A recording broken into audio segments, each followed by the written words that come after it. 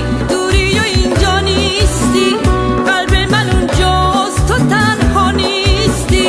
خودم میرم عکسام ولی تو قابه، میشنوه حرفو ولی بی جوابه. رفتن من شاید یه امتحانه واسه شناخت تو این زمونه. قصه نخور زندگی رنگ و رنگه، یه وقتایی تو شدنم قشنگه. مراقب گردون اطلسی باش، یه وقتایی منتظر کسی باش، کسی که چشماش یه کمی روشنه، شاید یه قدری هم شبیه منه.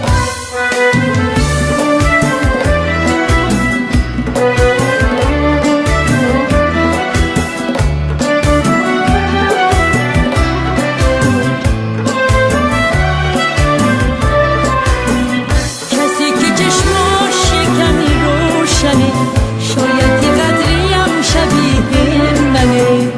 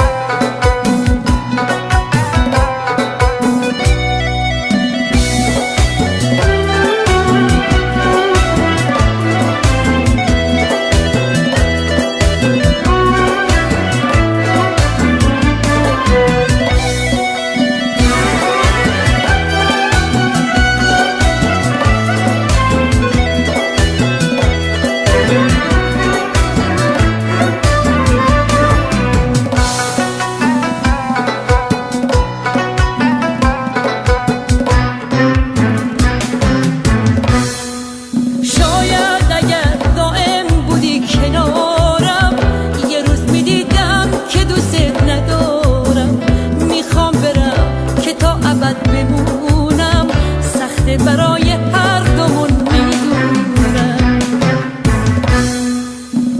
شاید اگر دائم بودی کنارم، یه روز میدیدم که دوست ندارم.